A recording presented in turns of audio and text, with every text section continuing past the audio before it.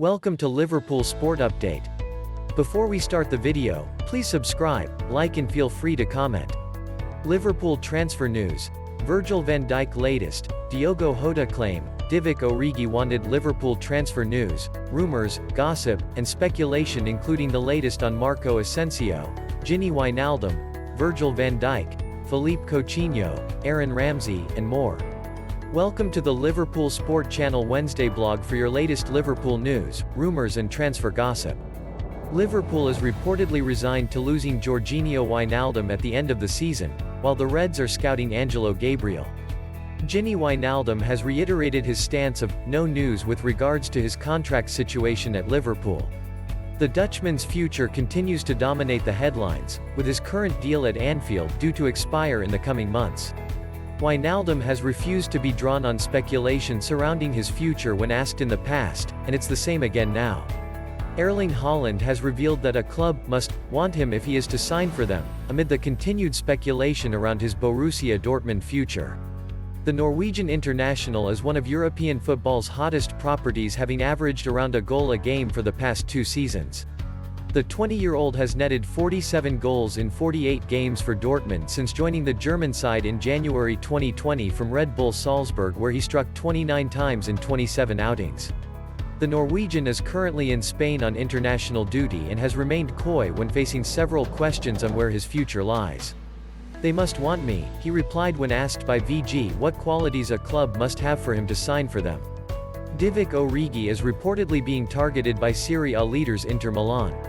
According to Italian outlet Calcio Mercato, the Italian giant leaders are weighing up a number of options as they look to complete Antonio Conte's attack. The report claims Antonio Conte is looking to complete his attack, and has compiled a shortlist of 4 players he wants the club to look at, with Origi the preferred option, who could cost a fee of around £13 million. Liverpool's chief executive officer Billy Hogan has sent a message to supporters over the proposed return of fans to Anfield. The club's home stadium has been largely vacant during matches for the past 12 months due to the COVID-19 pandemic, with only a handful of matches at the end of last year allowed to have up to 2,000 supporters present before another lockdown was imposed across the country. An update released by the club on Tuesday announced their plans to have supporters back inside Anfield for the start of the 2021-22 season, which begins in August. In a message to season ticket holders and members, Hogan has also revealed plans to allow up to 10,000 fans for the final home game of this season against Crystal Palace on May 23, subject to government guidelines and their roadmap to recovery. Liverpool is reportedly one of 3 teams interested in signing Napoli central midfielder Peter Zielinski.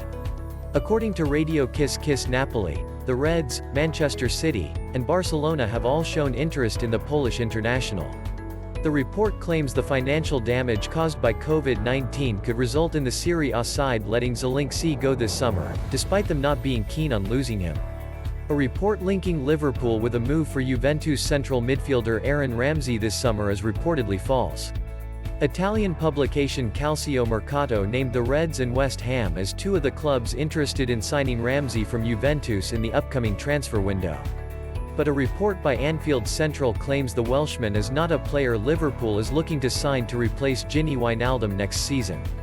The Wales international midfielder spent 11 years at Arsenal between 2008 to 2019 before moving to Juventus on a Bosman-style free transfer. Liverpool is reportedly the latest club to be credited with an interest in Odsonne Edouard, with Jurgen Klopp joining Arsenal and Leicester in the race for the Frenchman. As well as having some problems in attack this season, Jurgen Klopp's men have also struggled in finding the back of the net, with the manager now turning to the transfer window to solve the problem. According to Ian McGarry on the Transfer Window podcast, the Reds are eyeing a possible move for Edouard ahead of the summer transfer window amid Roberto Firmino's form struggles this season. Steve McManaman has lifted the lid on his Liverpool exit and insists he might have remained at Anfield had the club's chiefs tried harder to offer him the contract he felt his talents deserved. Reds homegrown hero McManaman joined Real Madrid in 1999 as one of the early Bosman free transfers, a decision that upset many Kopits at the time. However, the Bootle-born former player has shared his take on the move on the Robbie Fowler podcast. "I was getting to the end of my Liverpool contract. I felt Liverpool were very slow in coming to me with a new deal. As it got on, 2 years, a year and a half, a year to go of the contract, I just felt that the opportunity now to play abroad, which I'd always wanted to do, I was always thinking about doing, was more prevalent than ever. I felt that the Liverpool team I was playing in, if you look back, and I've said this on numerous occasions, I hadn't played in the Champions League at that time. My football was very good in 1996, 97, 98, and I felt I just wanted to be playing at a higher level than I was at Liverpool. I felt that Liverpool was on the cusp of a change, which was proven right when Gerard Houllier came in without anyone telling Roy Evans about it, and I just felt it was the time to leave. Reports in recent days have claimed that Virgil van Dijk could be heading on a collision course with Liverpool manager Jurgen Klopp and the club's medical staff over attempts to return to action for the Netherlands at this summer's European Championships. The centre-back has been sidelined since October as he continues his rehabilitation following surgery on a knee injury.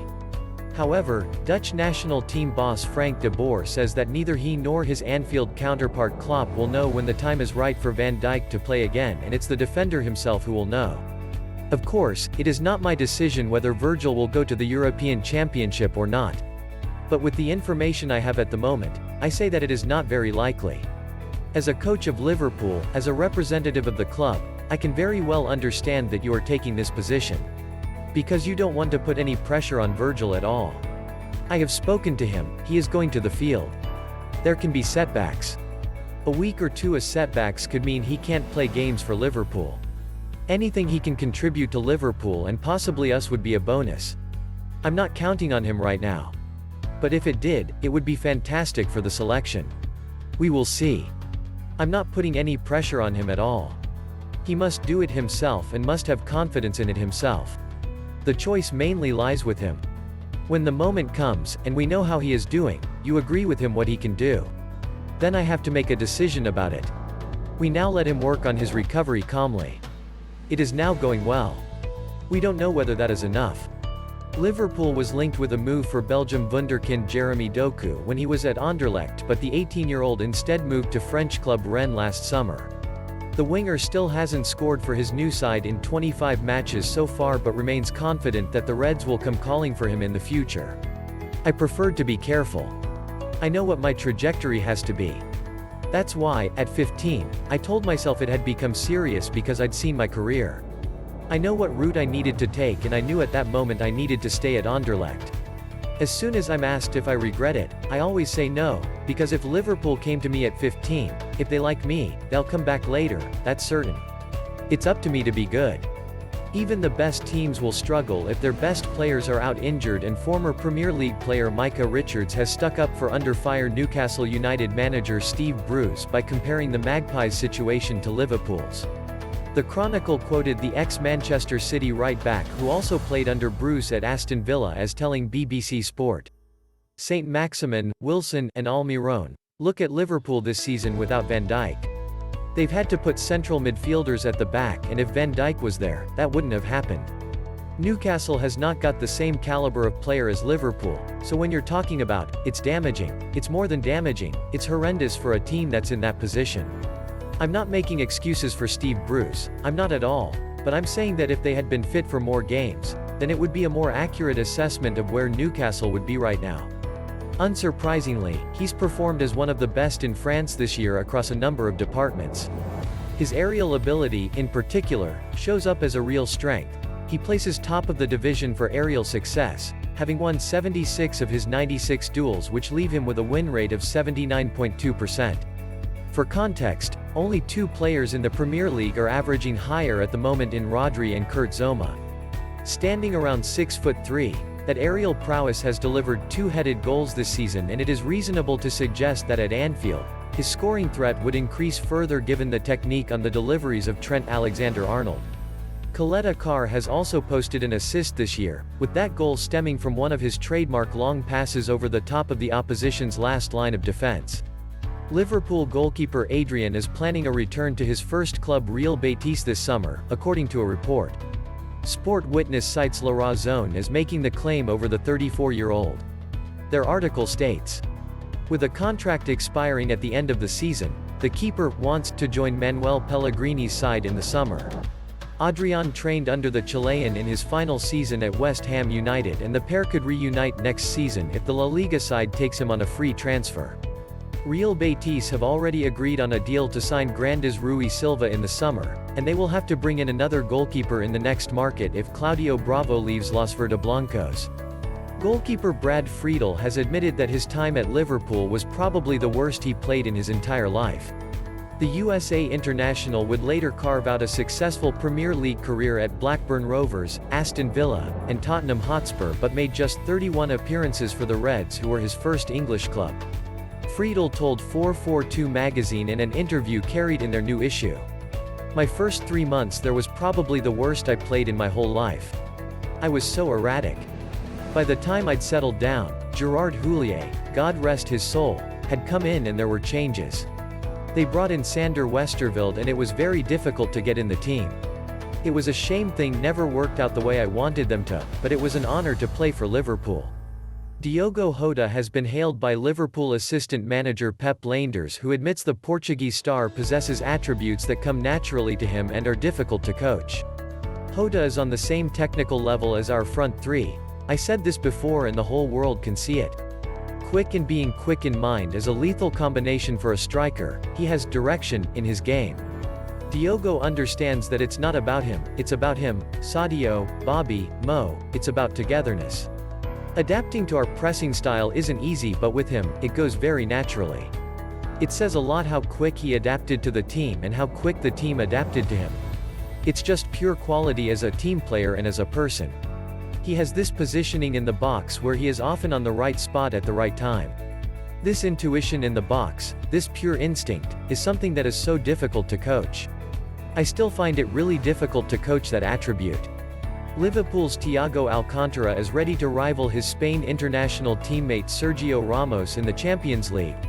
The Reds midfielder is joining up with his national team for their World Cup qualifiers with Greece, Georgia, and Kosovo, but when he returns to club duties he'll be preparing for their last 8 showdowns against 13 times European Cup winners Real Madrid.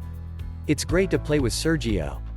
The years go by and you keep learning from him, he keeps evolving, he still wants to compete. His main feature is this ambition, this struggle, and he passes it on to us in the national team, and we can learn from a guy who with so much success and with so much recognition in football still wants more.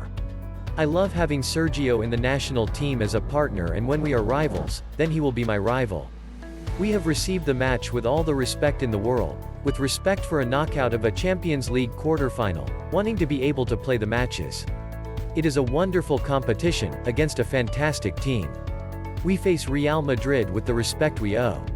30 years ago today, on March 23, 1991, Liverpool won 7-1 against Derby County at the baseball ground. Jan Molby put the Reds on the way with a penalty. Both John Barnes and Steve Nicol bagged braces, while Ian Rush and Ray Houghton also netted.